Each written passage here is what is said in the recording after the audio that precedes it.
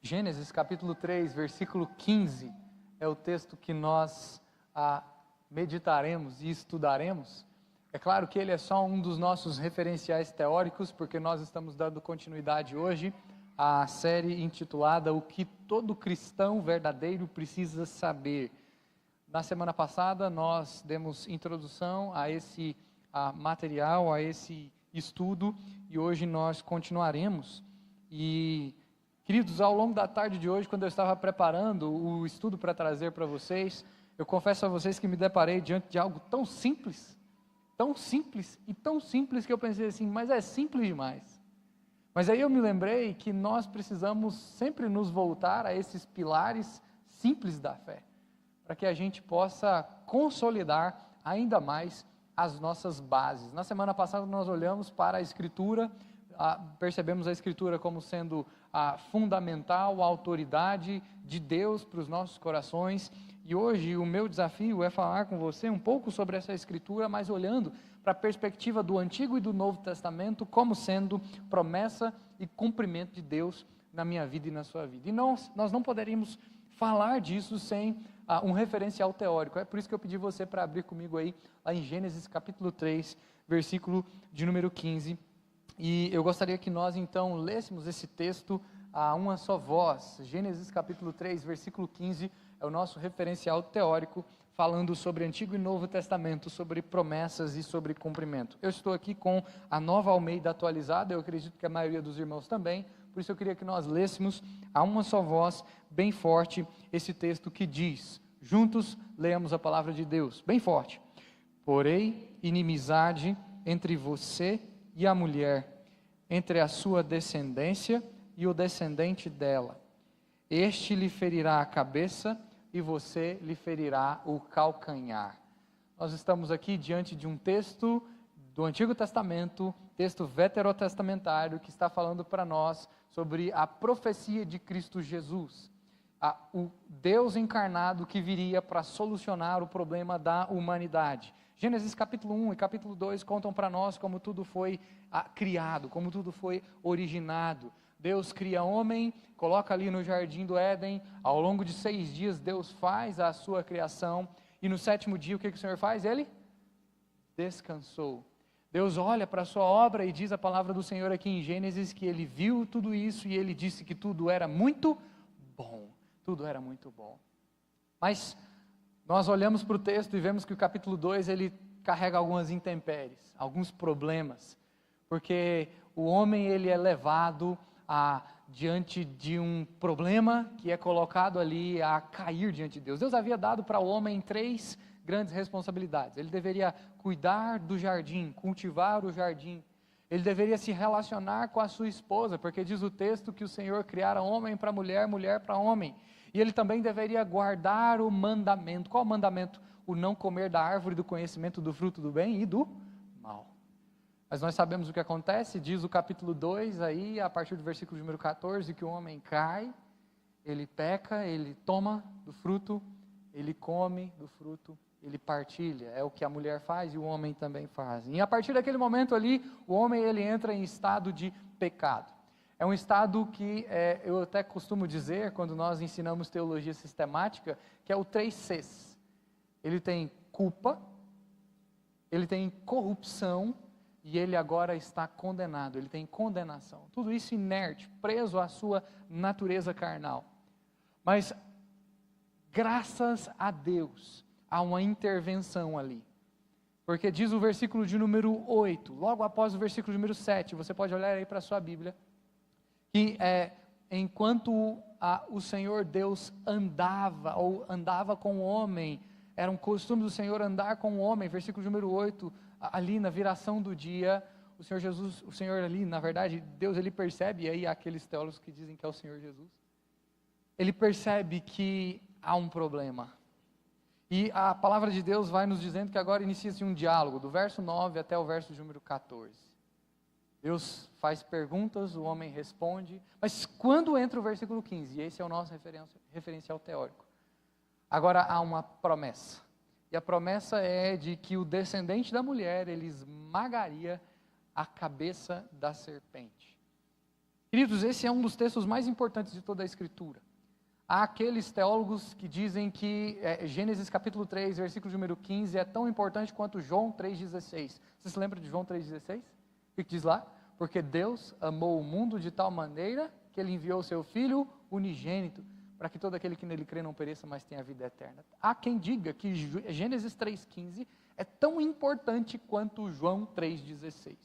Porque aqui nós temos o apontamento da graça. Aqui nós temos o pacto da graça. Antes havia um pacto de obras. Antes havia um pacto que era estabelecido por aquilo que você faz, por aquilo que eu faço, no nosso acordo com Deus. Deus nos cria e Ele nos diz: cultivem e guardem o jardim, amem os seus semelhantes, obedeçam não comendo do fruto. Antes era esse pacto. Mas agora, a partir do versículo número 15, há uma nova expectativa, há uma nova promessa. E essa promessa é: um dia, um descendente da mulher virá e resgatará essa humanidade caída, desse estado, dessa condição. Lembra lá dos 3 Cs? De culpa, corrupção e de condenação. Por isso nós não podemos iniciar esse estudo falando sobre promessa e cumprimento sem olhar para Gênesis 3,15. Nós poderíamos aqui falar sobre vários textos da Escritura apontando essa ideia de promessa e cumprimento. A gente sempre lembra de promessa quando a gente fala de Abraão. Deus promete a Abraão fazê-lo pai de muitas nações. A gente lembra de Abraão quando a gente fala de promessas. A gente lembra de promessa e a gente fala de Davi. São vários personagens. A gente lembra de promessa, a gente fala de Jacó. E é interessante que Deus ele vai aplicando promessas e cumprimentos, mas nós não podemos iniciar esse assunto sem falarmos de Gênesis 3,15.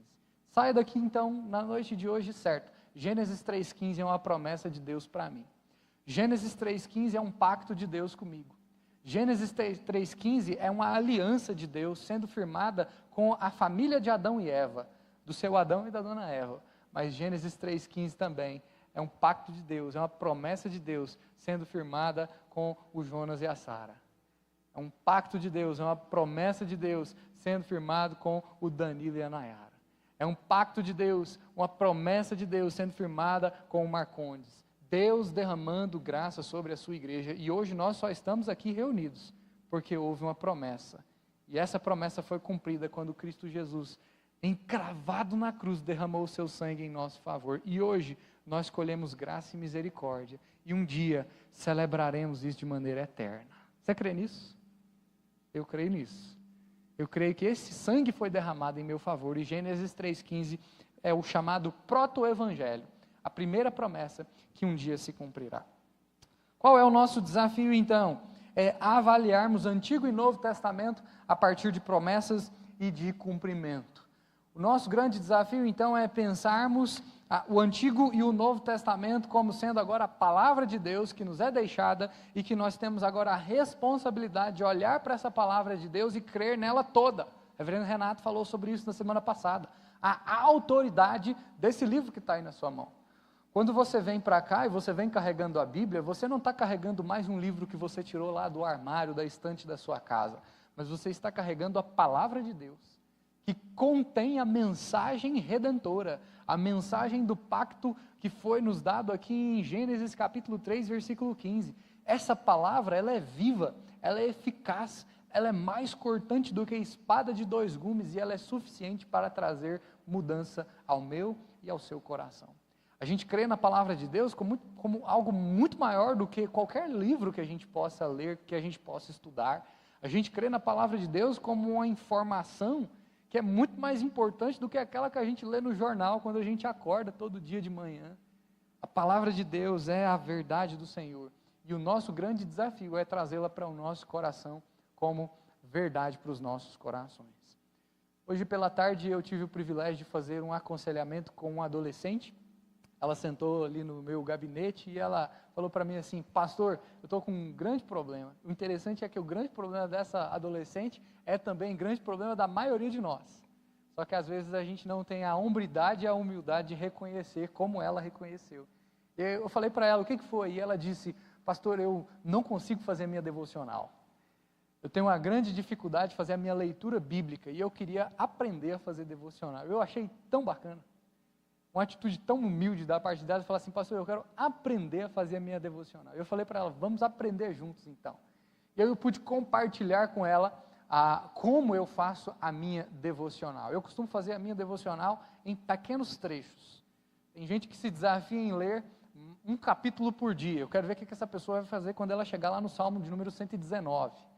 Mas é desafiador ler a Bíblia todos os dias. E é por isso que então eu estabeleço para mim que eu leio a Bíblia em um pedacinho por dia. É um trechinho mesmo da Escritura. E eu pude compartilhar com ela isso, até dizendo para ela, olha, chuva fina é a chuva que molha a terra. É a chuva que molha a terra. Então, se você ler pequenos trechos ao longo de uma semana, e eu fui falando para ela, falei, pensa só, faz o seguinte cálculo comigo. Se você ler 15 minutos da Bíblia todos os dias, um pequeno trecho, ao longo de uma semana, pensa só, quanto tempo que você lê, de segunda a sábado, dá 1h30. E aí eu falei para ela, será que você dá conta de pegar a Bíblia e agora, e fazer 1h30 de leitura bíblica? Sem parar. Ela, pastor, não dá. Eu falei, eu também acho que para mim não dá. Mas já parou para pensar que se você fizer a leitura bíblica ao longo de uma semana, em 15 minutos por dia, você vai ter lido 1h30 por semana. Detalhe, você vai ter lido 3 horas por 2 semanas. Você vai ter lido 6 horas por mês. Nós não fazemos isso. Esse é um exercício que, sem dúvida, nós temos dificuldade. A leitura bíblica é um grande desafio. Esse é o nosso contexto. No nosso contexto, nós vivemos um momento em que, muitas vezes, nós tratamos a leitura bíblica de maneira dicotômica. O que é tratar a leitura bíblica de maneira dicotômica? Nós fazemos uma divisão que é perigosa, nós fragmentamos a Escritura. E aí, às vezes, nós preferimos ler trechos que vão falar ao nosso coração de uma maneira mais branda. É muito mais fácil ler Filipenses do que ler Levítico. Mas eu pergunto a você, Levítico é palavra de Deus? Sim ou não? Levítico é palavra de Deus? Sim ou não? Filipenses é palavra de Deus? Sim ou não? E eu preciso ler ambos. E nós tendemos a dicotomizar a Bíblia. O que é dicotomizar a Bíblia? Nós separamos Antigo Testamento de Novo Testamento. E esse é um grande perigo. Quando é possível, preste atenção nisso que eu vou dizer para você. Isso aqui é parte fundamental desse curso que você está fazendo aqui na terça-feira. O que todo cristão verdadeiro precisa saber. Quando, olha só o que eu vou dizer. É possível encontrar graça redentora no Antigo Testamento. Assim como também é impossível encontrar a lei que nós precisamos seguir no Novo Testamento. E eu quero provar isso para você biblicamente, tá? Nós estamos em estudo bíblico, então você está com sua Bíblia aberta aí? Vai lá para o texto bíblico de Deuteronômio, capítulo 4, verso de número 31.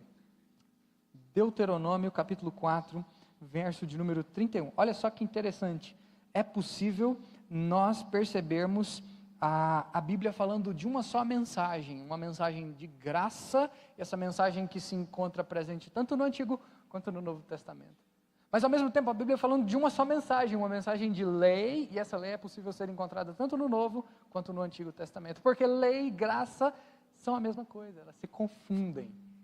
Elas são apresentadas em dispensações diferentes, mas que revelam um só pacto de Deus comigo e com você, porque nós não temos condições de cumprir com o pacto das obras. E é por isso que Deus nos dá um pacto de graça. Veja só o que fala Deuteronômio capítulo 4. Você está aí em Deuteronômio capítulo 4, veja só o versículo de número 31, diz assim o texto: Então, o Senhor, o Deus de vocês, eu estou na NAA, tá? O Deus de vocês não os abandonará, porque é Deus misericordioso, nem os destruirá, nem se esquecerá. Qual é a palavra que aparece aí? Da aliança, pacto de graça, feito por Deus, que jurou aos pais de vocês. Eu pergunto a você, nós estamos no Antigo ou no Novo Testamento aqui agora? Antigo Testamento. E nós estamos vendo graça sendo derramada sobre o povo de Deus no Antigo Testamento. É por isso que a gente precisa tomar cuidado quando nós dicotomizamos a nossa leitura bíblica, porque é possível nós encontrarmos redenção veterotestamentária. Olha só, agora você pode observar ainda mais um texto, agora no Novo Testamento. Salta lá para Romanos. No Novo Testamento, nós também encontramos essa mesma graça que é apresentada aqui, ou seja, a mensagem é uma só, a de que nós não temos condições de cumprir com o pacto de Deus, e por isso ele firmou conosco um novo pacto, uma nova aliança. Romanos capítulo 11, a partir do versículo número 1, e eu faço questão de ler os versos 1 a 6. Romanos 11 é um dos textos mais difíceis de toda a Escritura, tá, irmãos? Romanos 11 é um texto muito difícil. E olha só o que o apóstolo Paulo diz para nós lá. Ele declara: então eu pergunto, será que Deus rejeitou o seu povo? De modo nenhum. Porque eu também sou israelita, da descendência de Abraão, da tribo de Benjamim. E Paulo diz: Deus não rejeitou o seu povo, a quem de antemão conheceu. Ou vocês não sabem que a Escritura diz a respeito de Elias, como pediu com insistência diante de Deus contra Israel, dizendo: Senhor, mataram os teus profetas, derrubaram os teus altares, sou o único que sobrou, e procuram tirar minha vida. Mas qual foi a resposta divina? Foi esta: reservei para mim 7.000 homens, que não dobraram os joelhos diante de Baal.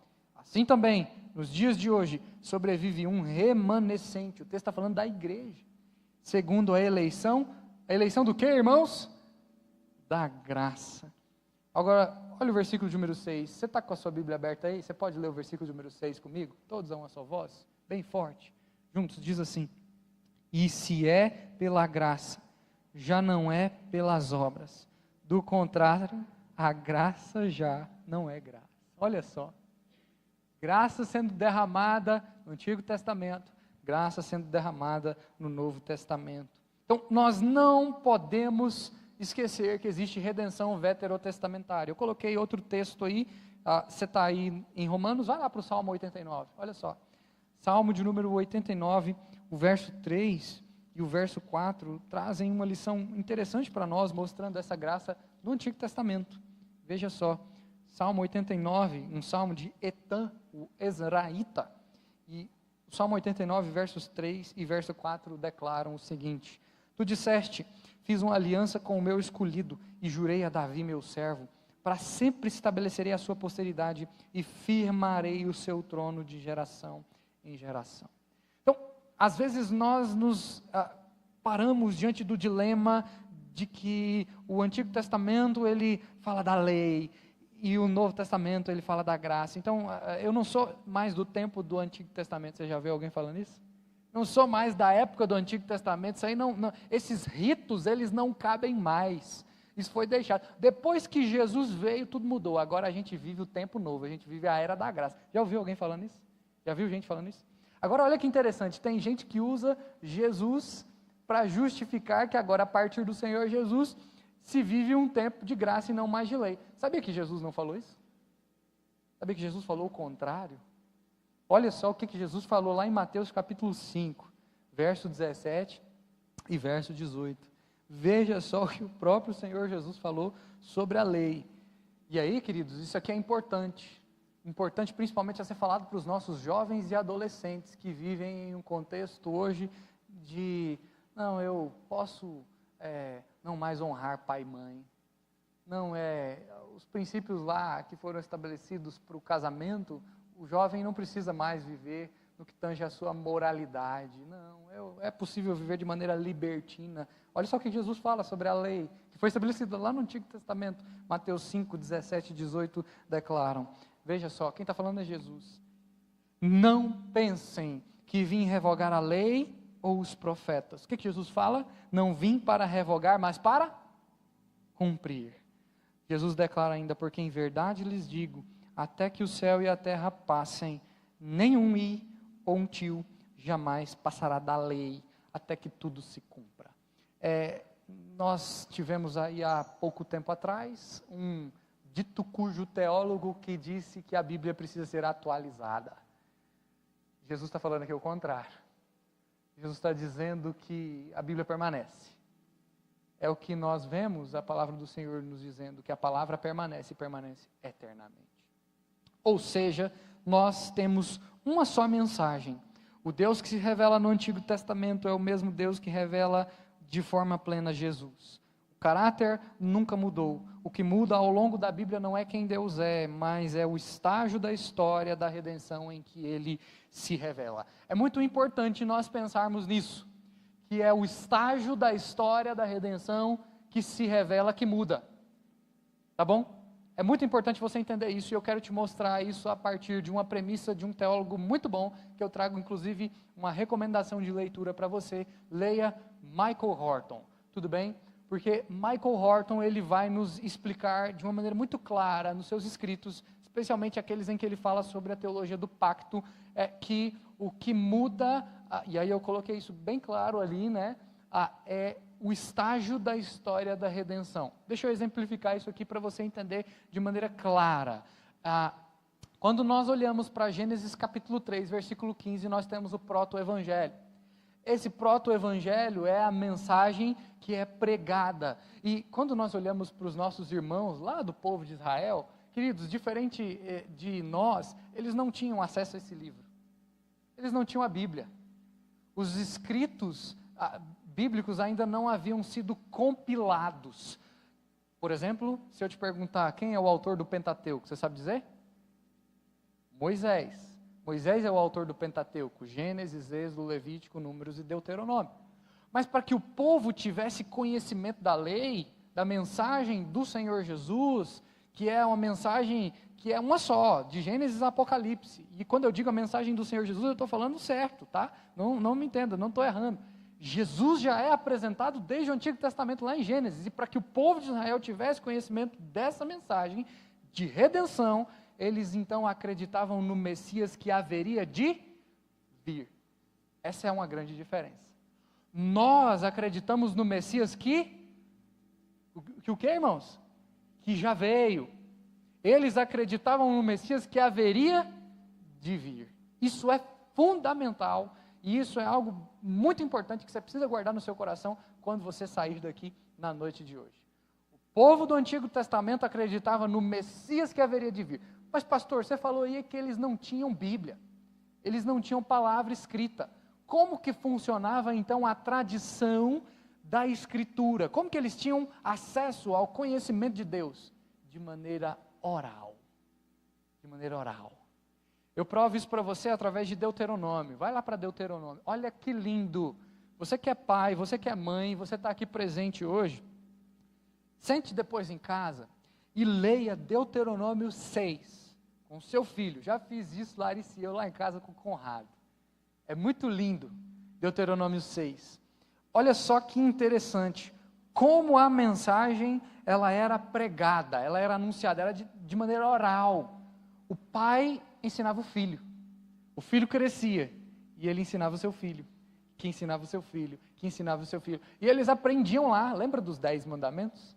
Eles aprendiam, não terás outros deuses diante de mim, não farás para ti imagem de escultura, não dirás o nome do Senhor teu Deus em vão. Às vezes a gente custa conseguir ensinar isso para os nossos filhos, né? Eles decoravam tudo, eles aprendiam tudo, e Deuteronômio 6 conta isso para nós. Olha só, eles tinham Deuteronômio 6 como um padrão. Versículo número 4 de Deuteronômio 6 diz o seguinte: escute, Israel, o Senhor nosso Deus é o único Senhor.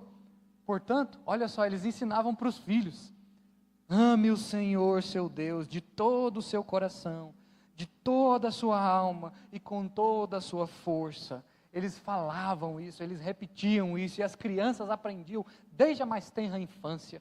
E aí, olha só o que Moisés, escrevendo Deuteronômio, encoraja o povo de Israel a ensinar. Ele diz: você as inculcará a seus filhos, e delas falará quando estiver sentado em casa, andando pelo caminho, ao deitar-te, ao levantar-se. Era a Bíblia o tempo inteiro dentro de casa. Era isso que acontecia, de maneira oral. A tradição era constante. Quando você está ali sentado no café da manhã, você ora com seu filho e você fala da palavra de Deus. É na hora do almoço, do mesmo jeito. É na hora que você chega do serviço correndo ali, você tem só 1 ou 2 horinhas de intervalo de almoço, você está com seu filho falando do amor de Jesus, e você diz para ele: ame o Senhor, menino. E aí passa aquelas 2 horas, você volta para o trabalho, você volta de novo para casa, o menino chegou da escola e o menino está lá, você vai dormir, meu filho, e vamos tomar banho, é a hora do banho. E E aí você vai falando do amor do Senhor. E eles repetiam isso constantemente. E é isso que acontecia naquela época. E aí, queridos, é onde nós precisamos entender que essa mensagem ela era progressiva, ela era revelada de maneira progressiva de acordo com a história da redenção. O que eu estou querendo então dizer? Estou querendo dizer que você tem a Bíblia hoje pronta, eles não tinham. Mas eles tinham condições de crer em Jesus como seu único Senhor e suficiente Salvador, ainda que Jesus não tivesse sido encarnado. Por isso eles acreditavam no Messias que haveria de vir e não no Messias que já veio como nós acreditamos. E Michael Horton, ele vai explicar isso para nós usando 4 pilares. Ele vai chamar de 4 aspectos da revelação bíblica, que eu queria que você levasse para casa hoje. Horton, ele vai dizer para nós que a Bíblia, Antigo e Novo Testamento, que nós estamos falando aqui, a Bíblia ela era, olha só que interessante, ele dizia, a Bíblia é histórica, a mensagem, histórica, progressiva, orgânica e adaptável. É muito importante você saber disso, porque esse livro que você tem aí, ele passa por todo esse processo. Ele está sendo construído ao longo dos tempos, Deus está levantando os patriarcas, Deus está levantando Moisés, Deus está levantando os juízes, Deus está levantando os profetas, Deus está levantando os reis, a história está sendo escrita, você tem o compilado do Antigo Testamento, vem então o sacerdócio e você tem a continuidade com o templo ali, você tem os escribas, os essênios, os saduceus, os fariseus que Jesus tanto critica, eles sustentam essa tradição, vem então a igreja primitiva, Atos dos Apóstolos e as epístolas paulinas, até que depois a igreja já formada consegue fechar o cânon. Tudo isso é a história da Bíblia que você tem aí na sua mão, mas essa Bíblia não foi Bíblia pronta sempre, e essa mensagem que foi transmitida, ela passa então, e ela precisou passar por esses processos, ela é histórica, progressiva, orgânica e adaptável. Eu quero explicar rapidinho para você isso aqui, nós já estamos caminhando para o final, tá? A Bíblia, ou a mensagem cristã, a mensagem da redenção, ela é histórica. O que significa isso? A Bíblia é um livro histórico. A Bíblia vai contar uma história, e essa história cristã, ela até mesmo está em paralelo com a história. Quando você vai lá para o texto lá da igreja, por exemplo, da epístola de Pedro, Pedro vai falar lá da perseguição que a igreja sofria, e ele vai escrever, diz inclusive a primeira carta de Pedro, lá no capítulo 1, versículo número 1, que ele está escrevendo aos eleitos da dispersão, são aqueles que estão sendo perseguidos, judeus, que agora se tornaram cristãos, e eles estão sendo perseguidos porque o Império Romano está perseguindo a igreja. Ou seja, a Bíblia, a mensagem, ela é histórica e ela acompanha a história. Michael Horton vai falar isso para nós. Mas a revelação, que é histórica, ela também é progressiva. O que significa isso? Vai havendo progressão nos feitos da história bíblica até se chegar a Cristo. Cristo Jesus é o ápice, é o momento máximo da história. A nossa vida, e eu estou falando da nossa vida como povo de Deus, ela é dividida em 2 momentos, antes de Cristo e depois de Cristo. Mas a história, não estou falando agora só de nós como povo de Deus, estou falando da história toda, ela é dividida em 2 momentos também. Hoje nós estamos há quanto tempo depois de Cristo? Quanto tempo? 2026 anos. A história é definida em 2 momentos, por isso é progressiva, antes de Cristo e depois de Cristo. Mas esse livro também, ele é orgânico. Isso aqui tem muito a ver com o que o reverendo Renato falou na semana passada, quando ele falou sobre toda a escritura, E ele terminou com a segunda com o Timóteo, né, 3,16. E nós vamos terminar com o Timóteo 3,16 também hoje. E ele estava falando lá na semana passada para nós, se você veio, não falte nas terças, nós estamos em sequência, tá? Então, se você perdeu semana passada, você está perdendo hoje, semana que vem, você perdeu mesmo. E a ideia é de que é toda a escritura, orgânico, significa que a mensagem de Gênesis é a mesma de Apocalipse. A gente está fazendo uma série de mensagens na Escola Bíblica Dominical falando sobre os últimos dias. E eu comecei aqui a primeira série que a gente fez na EBD com o texto de 1 Coríntios. Depois, Jonas, eu fui para Apocalipse e eu expus Apocalipse capítulo 5, verso 1 ao 14. E antes de expor Apocalipse, eu compartilhei com os irmãos a experiência que eu tive de aconselhando um adolescente que chegou para mim empolgado, poder falar, pastorear o coração dele sobre leitura bíblica. E ele chegou para mim e disse o seguinte: pastor, eu consegui ler a Bíblia toda. Eu falei, 10. Só teve um problema, eu não li Apocalipse. Eu falei, mas por quê? Ele falou, eu fiquei com medo. Eu cheguei lá e eu vi o dragão e a besta que emerge do mar e aquela meretriz ali, aquele negócio ia me pegar. Eu falei, calma, tem que ler a Bíblia toda. Orgânico significa que a Bíblia fala de Gênesis a Apocalipse, uma mensagem só. E quando a gente interpreta Apocalipse, nós falamos sobre Apocalipse na última EBD, a gente tem que olhar para Apocalipse como Apocalipse. Porque Apocalipse carrega muito símbolo, e tem coisa que é símbolo.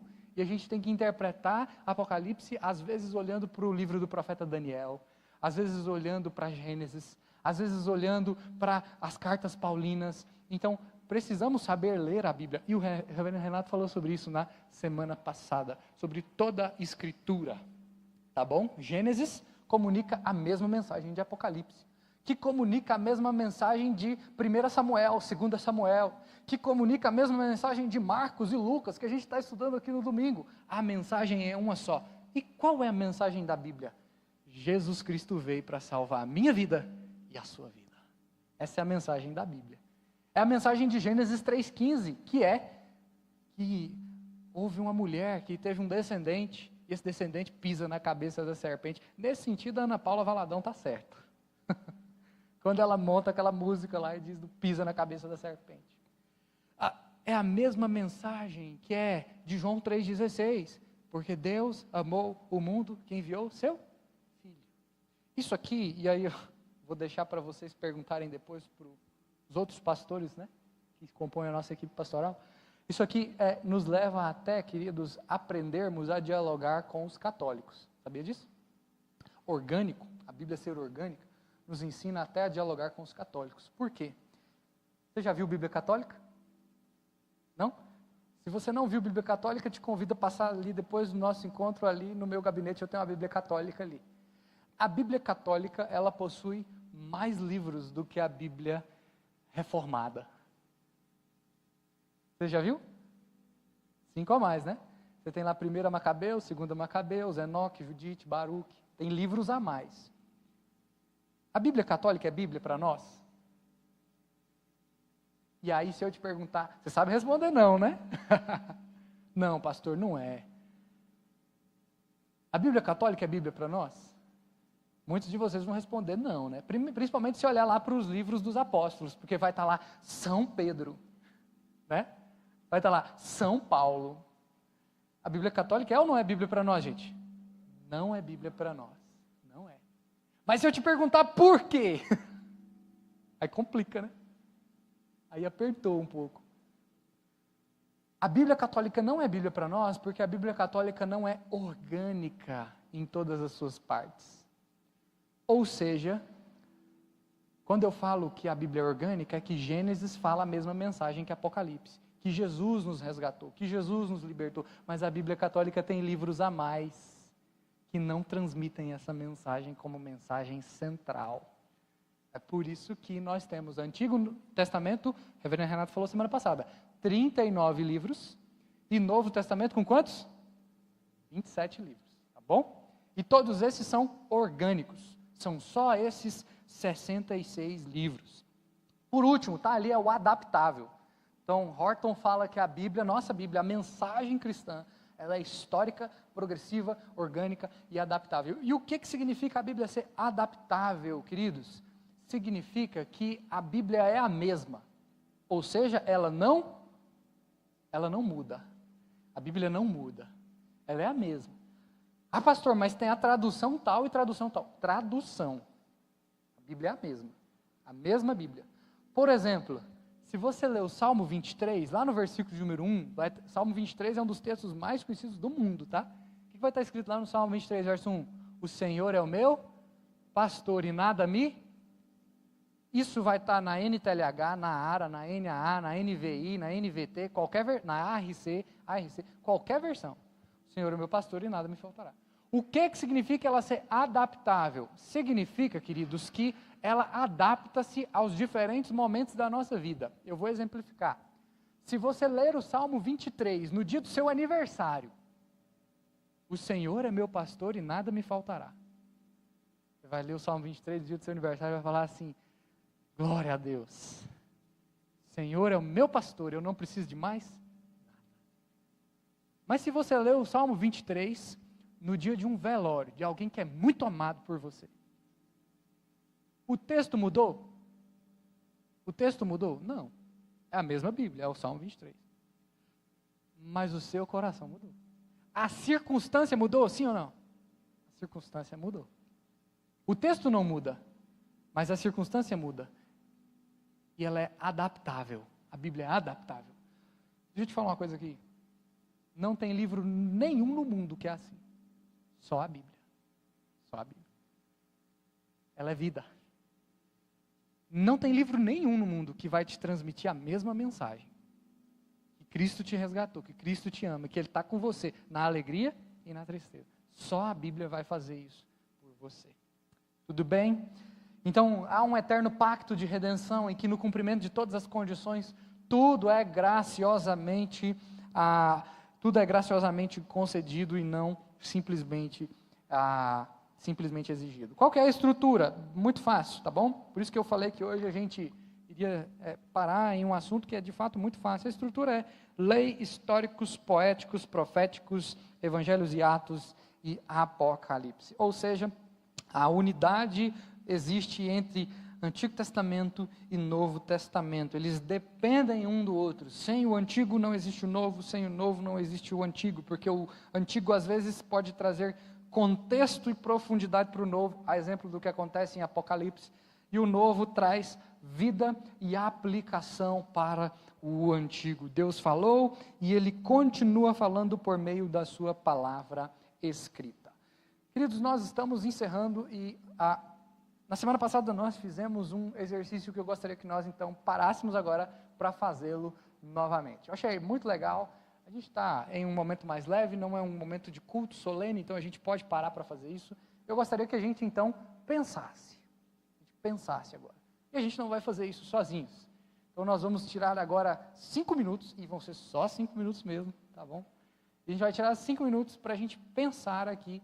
E a gente vai pensar o que, pastor? A gente vai pensar o seguinte: em quais situações você percebe que sentimentos, pressões externas ou opiniões pessoais têm falado ao seu coração mais alto do que a palavra de Deus? Eu estou querendo dizer, lembra lá que eu falei no início sobre o desafio de ler a Bíblia?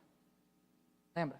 Não falei que é difícil a gente ler a Bíblia? Contei a história da adolescente que falou para mim que quer melhorar a devocional. Nós temos que ser como essa adolescente e reconhecer que na maioria das vezes a gente se esquece da palavra de Deus. A gente se esquece que Deus fala comigo e com você por meio da Bíblia. Eu queria que a gente pensasse aqui. Quando é que isso acontece? Queridos, para nós guardarmos, não sei se dá para enxergar bem, se não der para enxergar bem, 2 Timóteo 3,16. É o mesmo da semana passada, tá bom? Nós memorizamos ele na semana passada, então eu acredito que tá bom. Então eu vou fazer um teste aqui com os irmãos. Tá? Nós vamos ler o texto a primeira vez, depois a gente vai recitar, lendo, ok? Depois eu vou tirar e a gente vai fazer sem o slide, ok? Então vamos lá, vamos juntos. Todo mundo está comigo? 2 Timóteo 3,16. Diz assim, vamos lá, juntos. Toda escritura é inspirada por Deus e útil para o ensino, para a repreensão, para a correção e para a educação na justiça. Toda a Bíblia, Antigo e Novo Testamento, promessa e cumprimento. Pacto que Deus firmou comigo e com você através de Jesus. E hoje a gente só está aqui por causa disso. Vamos ler de novo então? Toda a Escritura é inspirada por Deus e útil para o ensino, para a repreensão, para a correção e para a educação na justiça. Agora vamos sem? Será que a gente consegue? Vamos lá, hein? Prontos? Toda